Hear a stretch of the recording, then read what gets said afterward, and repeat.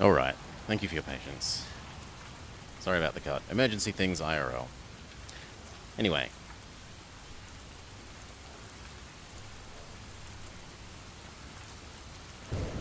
Anyway.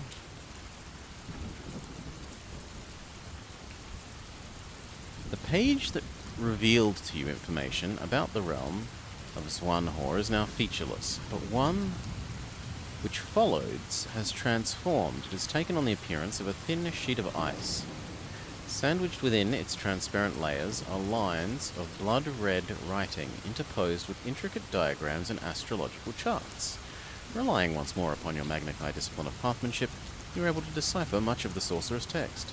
The writings confirm some of what you already know, and they also provide you with fresh information that may aid your quest.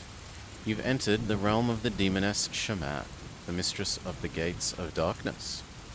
The tome does not tell of her defeat by your hands, but you assume that this is because it was written long before your recent victory over her and her minions. Speaking as if she was still in control here, it says that she rules this domain from her throne of power, which stands beside the Pool of Sorrows. You pass over the long list of unspeakably cruel deeds, which earned her the right to rule this icy realm, and the revelation of her secret name, Gnekasha. Let's write that down. Shamath equals Gnekasha, in case she comes back. Until you discover that which interests you most. Details of how to escape the realm. You swallow hard when you read that all those that would seek to leave must first spill their own blood in the Pool of Sorrows. As you close the tome and stow it away in your backpack, you stealthily approach the tunnel entrance, which is radiating a pale azure light. When you halt upon its threshold and peer through its embellished archway, you witness a scene that both shocks and confounds you. Beyond the archway, you see a vaulted cavern ringed by pillars of ice. A huge marble throne and a table of carved marble stand before two massive black gates which gleam like polished jet. Located behind the throne and within an arm's length of the grand gates, you glimpse a well-like pool set flush into the frosted cavern floor. The surface of this well is seething and swirling as if it was black waters about to bubble and boil over. The sight of this wondrous cavern is a stunning spectacle, yet it pales in comparison to the visage of the creature occupying the massive throne. If you had ever visited Lake Vorndarl, turn here. Icy fingers of fear grip your heart when you see the huge, dread form of the demoness Shamath, again seated upon the marble throne. She is slumped forward over the adjacent table, her face buried in her crossed arms as if she is asleep. The few remaining parts of her body which are visible appear to be sheathed in sections of shiny black armor. You note this is the same armor she wore when you defeated her 5 years ago. Suddenly the sound of approaching footsteps echoes from one of the nearby tunnels. Anxious to avoid the risk of a confrontation, you slip into her chambers and take cover behind one of the icy pillars that encircle the walls.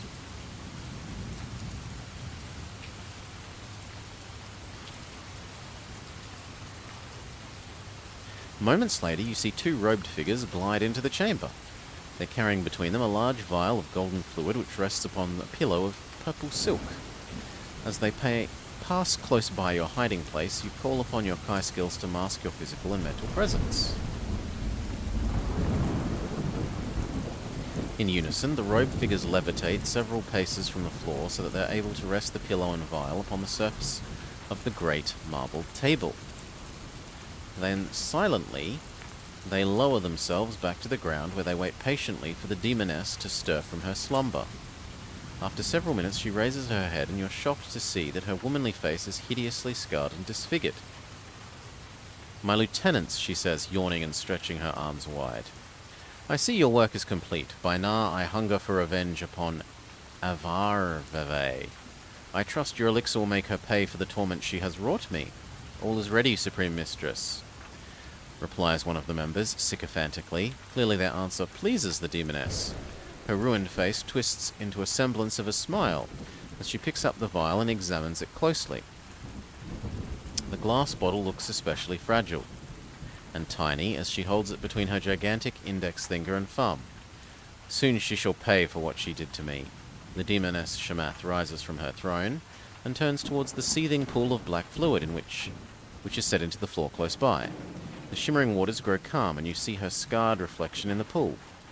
When the fluids seethe afresh, and her image swirls and changes. When it reforms, you see to your horror that the reflection is no longer that of the demoness.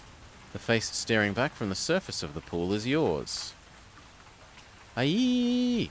Howls Shamath. It is Lone Wolf, the Kai Lord, is here. If you ever encountered her before, turn here. The unexpected sight of your face in the pool fills her with a blind rage. In her fury, she expels a mass of psychic energy, which, using your discipline of divination, you're able to extract scores of vivid images. These are the memories of what befell her after she failed to resurrect Dark Lord Vashna from the depths of the Macken Gorge. From the collage of images, you deduce that your destruction of the Shadow Gate at the Macken Gorge forced Shamath to return to the Plane of Darkness. As punishment for her failure to complete her mission, Na imprisoned her and commanded Shamath's hated rival, Avar Vei, the Tormentress, to ruin her evil beauty. Satisfied that the demoness had paid for her failure, Na allowed her to return to her realm, where ever since she's been goaded and tormented by her malicious rival. The appearance of your face in the pool has brought back these haunting memories. It's also alerted her to your presence in the throne room. As her rage subsides, you sense that she is communicating telepathically with her lieutenants. All three turn to stare at the pillar behind which you are hiding, and your sixth sense tell you that they are preparing to launch an attack. If you have Psychic Attack and have reached a high enough rank, turn here. Before the demoness and her lieutenants can focus their attack, you use your Kai Discipline to launch a hasty psychic assault on all three. Your rapid bolts of psychic energy penetrate their defenses and short-circuit their minds with a devastating effect. The lieutenants fall screaming to the floor, where they writhe in agony like wounded snakes. The demoness reels and totters backwards, slumping heavily upon her throne, then grips her disfigured head with both hands as she struggles in vain to regain control of her mind. Seizing the advantage, you unsheath your sword and rush forward. With 2 swift and deadly strokes, you dispatch the lieutenants in passing and then rush towards Shamath's gigantic throne. Through the red haze of her agony, the demoness sees you approaching. She slams her right hand down upon the arm of the throne, to where a glowing opal is set. Ganesh Kasha, you scream, giving voice to her secret name, and she freezes, but not before her clenched fist has struck the glowing gem. Suddenly you hear a terrible sound. It is the scream and cries of Shamath's vengeful legions. With dread, you glance over your shoulder to see the source of the cacophony. The chamber of tunnels leading beyond the archway of the throne room. What you see there sends an icy shiver of fear down your spine. Pouring from the mouth of every tunnel that converges upon the antechamber outside Shamath's throne room is a howling host of robed and skeletal creatures.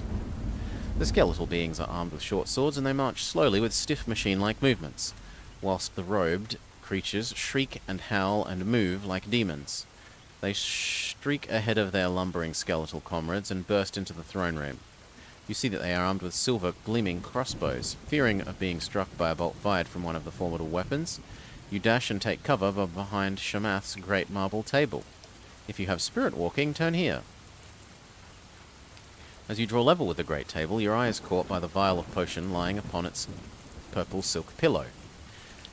Your discipline of telegnosis reveals to you that the fluid, whilst deadly and corrosive to creatures of evil, has many properties that are beneficial to the creatures of good.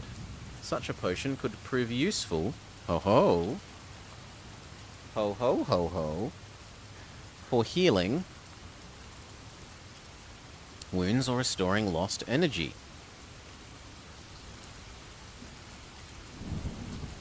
Sure. You take a running leap at the table and grab the vial. As your feet return to the ground, you stagger forwards and throw yourself behind the great throne of power of Shamath. Crouching there with fear running cold in your veins, you listen to the hiss of the first crossbow bolts and the screams of the approaching horde. You notice the waters of the strange pool lie no more than a dozen yards away from the throne. Beyond, you see a huge pair of black gates that dominate the far wall, and suddenly you recall the text which appeared. This is the Pool of Sorrows, and behind it is the Gate of Darkness. Your feeling of excitement at having discovered a way to escape the approaching horde is tempered when you recall that you must spill your own blood. With little hesitation, you stab a finger against the point of your belt buckle and draw a few droplets. You then spring to your feet and rush towards the pool. As you come to within a few yards, you flick your finger and a stunning transformation takes place the instant your blood hits its surface. We will keep Shamath's potion. As your blood mingles with the fluids of the pool, the great shiny gates that fill the far wall of this chamber suddenly vanish to reveal an awesome vista. Beyond where these gates once stood now lies an expanse of deep space, an infinite blackness, a void speckled with distant stars and the wispy trails of passing comets. And though the thought of stepping into the vast perspective of this void fills you with fear, but you choke back your doubts and anxieties, for you know that it is the only certain way out of this domain. With a prayer to Kai and a shear on your lips, you sprint towards the void, but you are forced to dodge and weave as you run in order to avoid being hit by the hail of missiles that come whistling towards your back. Pick a number from the random number table. If you possess alchemy or magic, add 3. If you possess assimilance, add 2. If you have hunt mastery, add 1. We do really, really, really well. Successfully, your speed and agility keeps you safe from the hissing crossbow bolts. When you come to within a few yards of the gates, you leap into the air and sail feet first into the void of darkness. As you pass into the void, a sensation of unimaginable speed assaults your senses. You fly through the stellar darkness, and the universe unfolds before you like a million gems strewn upon an endless sea of black velvet. Your physical body is sheathed within a case of pale white light, and you sense that it is a protective shell generated by your platinum amulet to protect you from the icy chill and airlessness of the astral starscape. You surrender yourself to the invisible currents that ebb and flow through the void, and as you glide across the immeasurable no-space, once more you consult the Tome of Darkness. The transparent page that revealed information about Shamath's realm is now blank, but the one which follows has changed in color and texture. Lines of glowing text have appeared on the page that is as dark as space itself. Again, using your skills, you are able to decipher much of the text and discover that it tells of Avaria. Welcome, thank you, Salah. The Tormentress. It reveals that this void, which is her domain, is called the Oblivion of the Tortured Souls. You ignore the list of her cruel and evil deeds and search out her secret name. You discover that there is no name to bind her. You learn that no special artifact is, however, required to leave her realm, and that there are 2 exits: the Gates of Darkness, by which you entered, and the Bridge of the Damned. Having no desire to return to Shamath's domain... Yeah, it's okay, Salah. Minor crisis dealt with. You put away the tome and resolve instead to find the Bridge of the Damned. Yet, as you stare across the infinite distances of this void, it is hard to dispel your fears that you may end your days lost here forever. We do have the potion. Your sixth senses detects that the potion has properties that could heal your body and restore your energy. If you wish to drink all of the potion, you can restore all of your endurance points. However, if you drink the entire potion, you must erase it. You may drink half and restore 5. If you drink only half, you need not erase it. I don't want to drink any. From the depths of the void, 7 glowing shapes appear. At first they defy your direct gaze, as if these shadowy semblances could only be observed from a particular angle. But as steadily they draw closer, they solidify, and their fearsome shape becomes plain to see. They appear as 7 skeletal riders, each cloaked in a glowing robe and mounted upon a hellish, supernatural steed. They wield lances wreathed with white flames, and eyes have pinpoints of fire. If you have ever visited Yanis, the Shining City, turn here. You recognize these creatures, for you have encountered them before, when your Magna Chi quest took you to the fringes of the Neverness in the Dizian Plain. They are Shadow Reavers, holy evil spirit entities. They serve Nar's champions of darkness as scouts and messengers upon the non-corporeal planes of existence.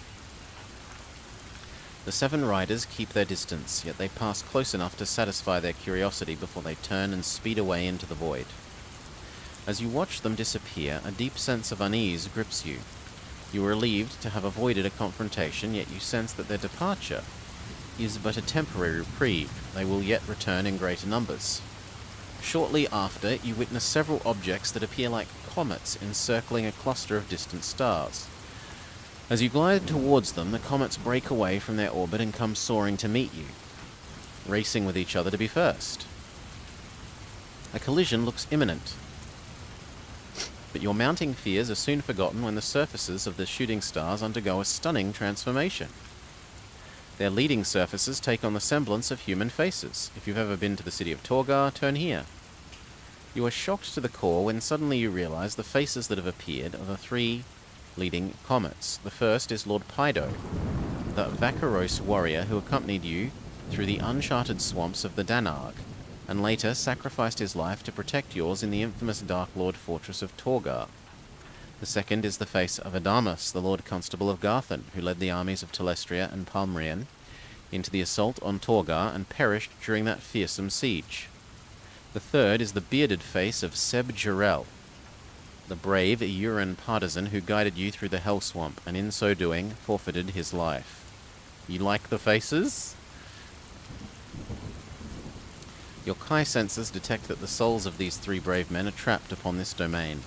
Their spirits, captured by evil at the moment of their deaths, and Nar condemned them to an eternity of service of Avarve, the Tormentress. You see them mouthing words. They are pleading for you to release them.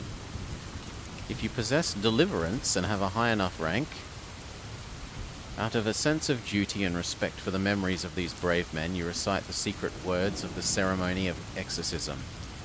As you intone the hallowed words, you feel an aura of peace and tranquility descend upon their tormented souls. Their twisted and pained faces gradually soften and fade. With an overwhelmed sense of release, you detect that they are no more. Through the power of your ceremony, they've been allowed to escape from this hellish domain and have gone to seek eternal peace upon the plane of light. It reminds you of Shen No. The comets, now devoid of soul energy, are drawn back into the orbit of a distant star cluster. You too are drawn towards these glowing stars, and as you pass through them at an incredible speed, you glimpse a wondrous sight in the void beyond. A vast rainbow bridge of colors arcs across the immeasurable distances to the titanic plateau of fire. Your spirit soars when you detect that this is the Bridge of the Damned, the exit you are seeking from this astral domain. Yet as you approach the magnificent bridge, you detect a less welcoming presence. The shadowy riders have returned, and they are escorting a creature that sets your pulse racing like fire. From the depths of the void, there speeds forth a colossal chariot drawn by four supernatural lionesses and driven by an astral being who bears a semblance to a stunningly beautiful woman. Pale green beams of light issue from her eyes, and wisps of silvery mist trail her ebony tresses. She wields a whip that sparkles with magical fire, and her magnificent carriage is escorted by 100 shadowy outriders, each armed with a lance of cold flame. Your initial fears are compounded when your Kai senses detect that this is Avarve, the Tormentress, the ruler of this vast domain. She brings her chariot to a halt and signals to her escorts with a contemptuous flick of her elegant wrist to rein in their steeds and wait for her return. Then she glides from her carriage upon a carpet of silvery mist and moves effortlessly towards you. As her gigantic face looms above, you see a sneer of disdain curl her cruel, voluptuous lips. If you have her potion, turn here. Hurriedly, you retrieve the potion from your pack. Do you recall that Shamath had intended to use this preparation to enact her revenge on Avarve? With the memory of the demoness's words lingering prophetically in your ears, you pull out the stopper which seals the glass vial and hurl it in her face. Avarve screams echo to the furthest corners of her domain. With her hands clutched to her face, she soars like a meteor into the darkness above and disappears completely, leaving her carriage and escort of outriders dazed and confused. The sound of her terrible scream, followed by her sudden rout, shatters their nerve.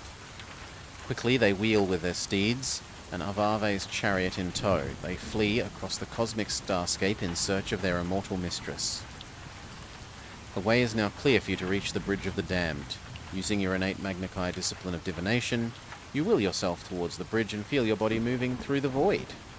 Remember to delete the potion. Yes, a stopper for the little nub on the end of a vial that you pull off. A stopper. Or a cork. If it's not made of actual cork, like a rubber one, or wood, then stopper. You soar across the shimmering span of this colossal bridge towards a new and terrifying realm. Ahead, you see a sprawling plateau burning with a magical flame. At its center, there is a vast crater of cinder and ash rising like a towering spike at the heart of this desolate bowl. You glimpse a titanic fortress.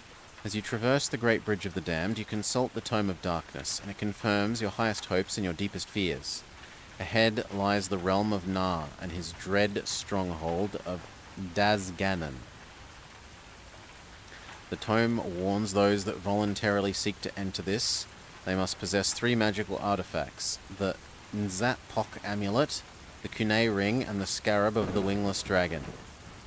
The final page of the tome lists the names of Na's closest minions who dwells within, and one who dwells without, whose name is Zor. Zor, who dwells without. Noted. The guardian of the plane of despair, keeper of evil souls. Guardian of despair, keeper of evil souls. The text of the final page states that there is no secret name to bind Na, and most chillingly, there is no exit from his dread fortress. As you close the tome, it suddenly ignites and is consumed by voracious tongues of blue fire. You drop the blazing book and it disappears below to be swallowed up by the fabric of the bridge. Delete it from your special action chart. Beyond the Bridge of the Damned, you enter a vast fortress of fire that encircles the perimeter of Na's realm. You sense that the Platinum Amulet is keeping you safe from the hellish heat of the region, and your Kai ability to spirit walk is propelling you on a swift and steady course towards the central crater.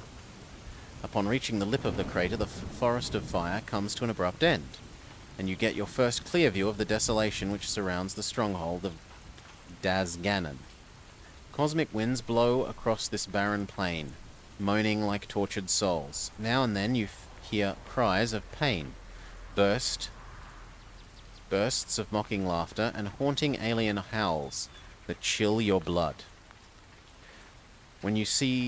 Then you see swirling gossamer shapes that glow and multiply as your psychic senses become attuned to their presence.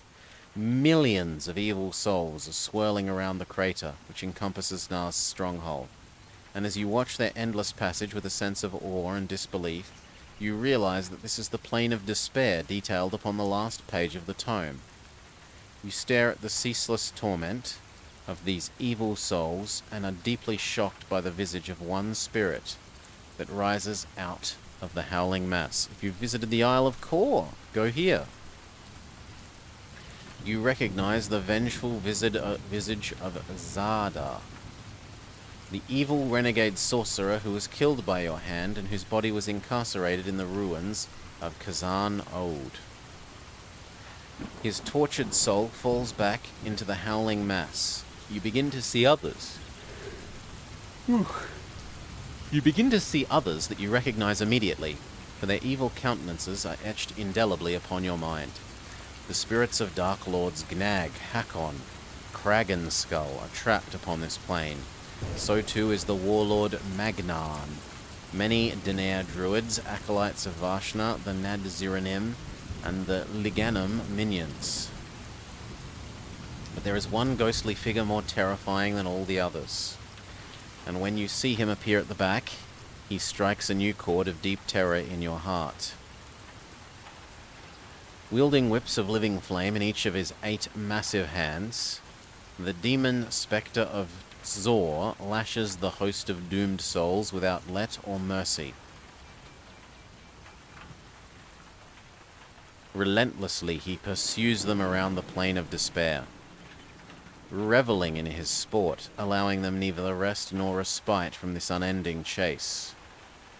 Few avoid his watchful eyes, and fewer still escape the searing kiss of his terrible whips of fire. As the towering shape of Zor looms nearer, you detect a complex web of psychic probes emanating from his being. Clearly, he uses his prodigious mental power to monitor the souls of the damned who are trapped, here forever upon the Plain of Despair. Then you realize his powerful psychic abilities might alert him to your presence. He's fast approaching you. You must act quickly if you're to minimize the risk. If you have Kai Screen and a high rank, using your improved Grand Mastery, you successfully mask your mental and physical self from the unwanted attentions of the demon. Patiently you wait for the demonic being to herd his vast pack of tortured souls to the far side of Daz Ganon before you cross the Plain of Despair and make your approach to Nar's stronghold. The outer gate is open and unguarded, and you are able to pass through unhindered. Clearly, the Dark God considers the need for guards here unnecessary. The walls and bastions never appear to have been manned. It is not until you reach the archway to the inner keep that you meet any resistance. Filling the inner arch is a curtain of black flames, which crackle and split venomously. You recall the text of the Tome of Darkness, and retrieve your pockets 3 items that are required to gain entry to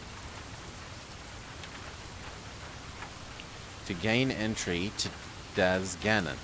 Then, with trepidation, you close your eyes and step directly into the wall of blazing black flame. Added together the 3 numbers that appear on 3 special items that will enable you to gain entry, if you have gathered all 3 and noted these numbers. So 31 plus 20 is 51 plus 6. 51, 57.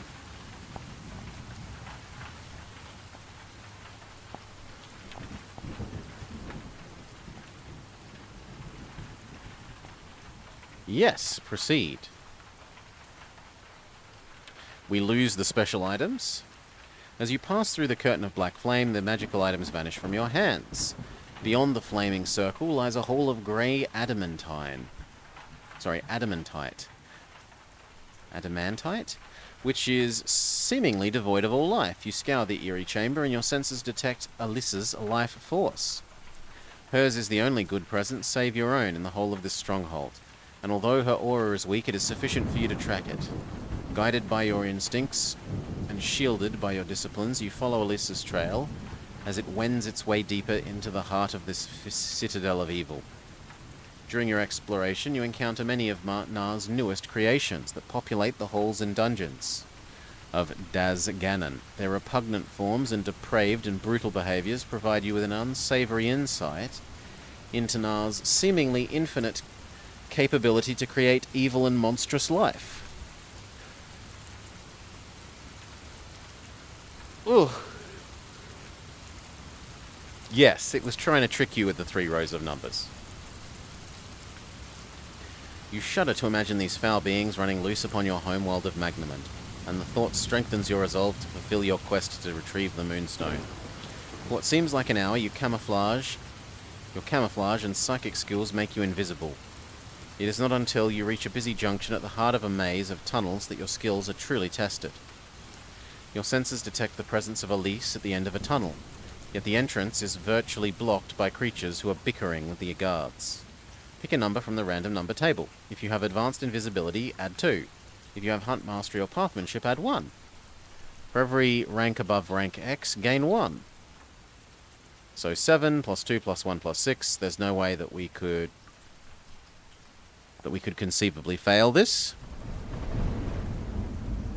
You wait until the bickering dies down, and the tunnel traffic thins out. When you see your chance to move, you seize it swiftly and successfully. Shielded by your skills, you avoid the guards and hurry along the tunnel. The deeper you explore, the stronger the sensation and concentration of evil becomes.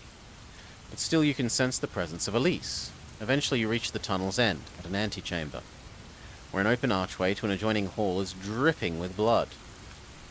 You peer through the gruesome entrance and recognize the hall beyond to be the inner sanctum of Nar's stronghold, his personal chamber. The walls comprise swirling smoke in which alien shapes writhe and contort themselves into impossible things. The circular plinth occupies the central section of the floor, and your heart skips a beat when you glimpse something beyond the plinth, encased within a glimmering field of energy. You see Elise sitting cross-legged within a globular force field, her emaciated face and limbs clearly displaying the price she has paid for her continued resistance to the Dark God. Despite her wasted physical appearance, you detect that she is strong of spirit, and the Moonstone is still in her possession. You focus on the force field and deduce that Nar has been unable to defeat Elise in combat. She has chosen instead to imprison her within this seamless cell of energy in order to prevent her from using the power of the Moonstone and create a shadow gate through which she might escape. The Dark God has contented himself with waiting for her to weaken to a point that she could no longer resist his remorseless attacks. As you focus on Elise, you sense that she is dangerously close to reaching that breaking point. Prompted by an urge to help her, and by the sight of the Moonstone, you quickly move towards the entrance of Nar's inner sanctum. If you have spirit walking and a high rank, you are approaching the entrance when Elise suddenly raises her bowed head and screams a telepathic warning that you are about to enter a trap. You skid to a halt, but moments later you feel a massive weight hit you between your shoulder blades. You have been struck by a powerful shockwave that propels you headfirst through the blood-stained entrance to Nar's inner sanctum, which then closes behind you like a rapidly healing wound. You leap to your feet and unsheath your weapon in readiness to defend Elise and yourself before any threat that Nar may launch. You don't have to wait long for the threat to materialize. Bustling out from the smoky wall of the chamber comes Nar's fearsome champion, Kekatag the Avenger, attired in his resplendent battle shorts that glimmer like slime-dulled gold, and beneath his helmet there is a hollowed skull face from which emerges a sickly stench that permeates even the foul air of his hole. The skulls and bones of humans bedeck his armored hide, and in his mighty hands he carries a great two-handed axe, its blade stained black with the blood of his countless victims. The terrifying warrior mesmerizes you with his glowing eyes, and you feel waves of powerful psychic energy buffet your mind. I have the Summer Sword. You raise it, and a blinding halo of golden light engulfs the blade. You sense that Nar is present, but he will not materialize and show himself as long as the divine blade is unsheathed, for he fears your god-forged weapon may destroy him. He is content to allow his mighty champion, Kekatag, the pleasure of slaying you on his behalf. Kekatag pounds the paw repeatedly with his armored boot to demonstrate his eagerness to commence combat. In response, you give voice to your battle cry, for Summerland and the Kai. You launch yourself at your fell adversary in an attempt to land the first blow. 60 skill, but he does count as undead. So we get to do bonus damage to him. And he isn't psychic immune.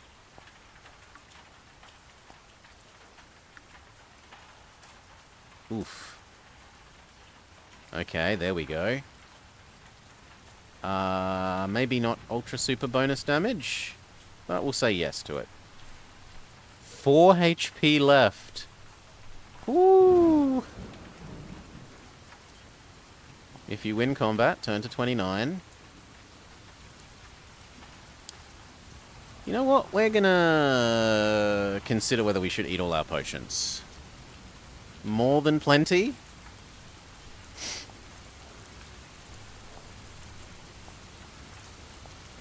Let's eat 2 of them. For the moment. Well... no, let's just eat all of them.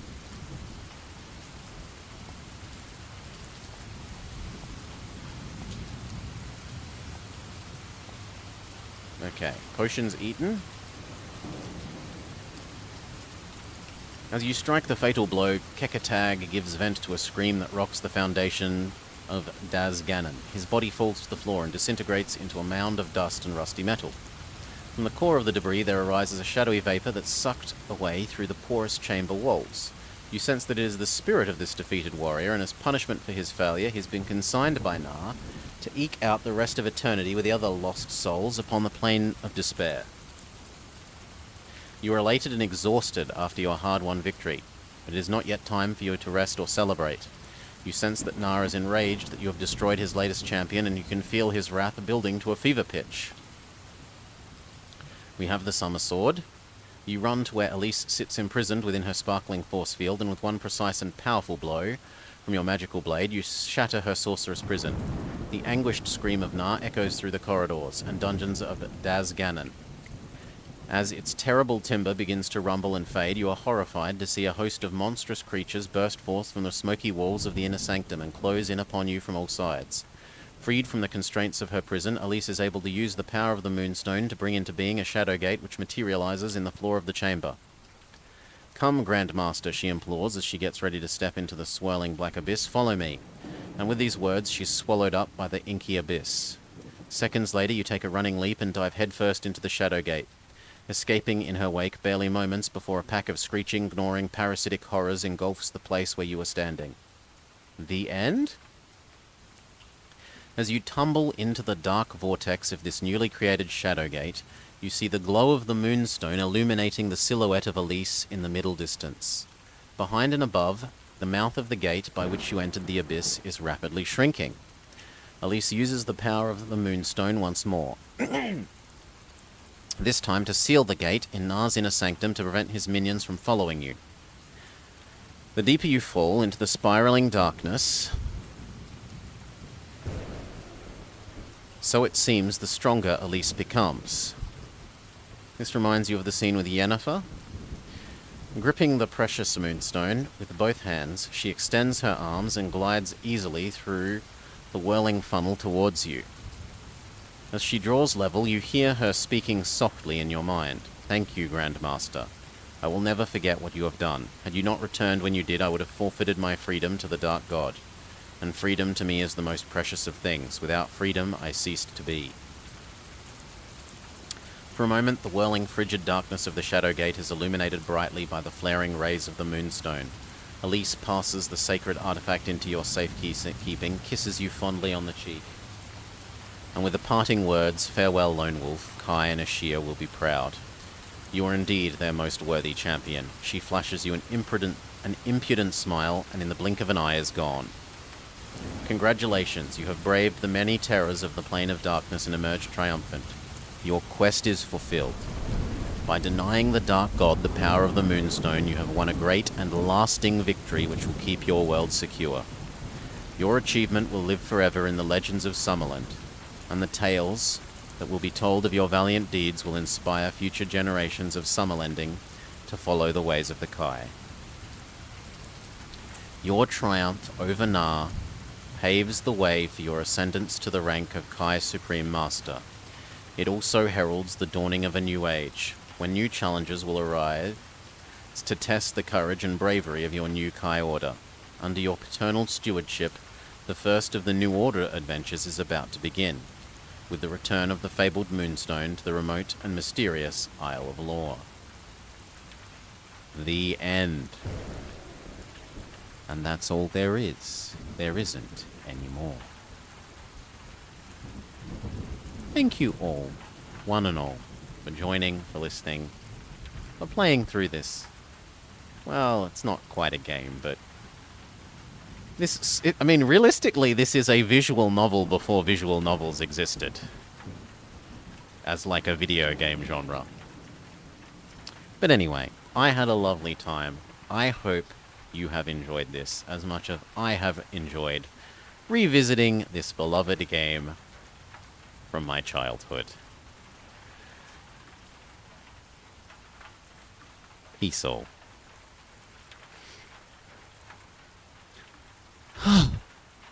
Alright. And that resolved I now have to edit those bits together because of the minor emergency that I had to deal with. But between finishing this and the minor emergency and doing some more follow-up stuff to do with that, I will be calling it for today. So no spaceship games following. And I'll let you all make your own way in the world. I suspect you're already watching Pizza anyway, so... Oof. Thank you for your patience, and I am sorry, but sometimes real life, real world things get in the way, and, well, you can't let animals or people be in suffering, so have a great day, all.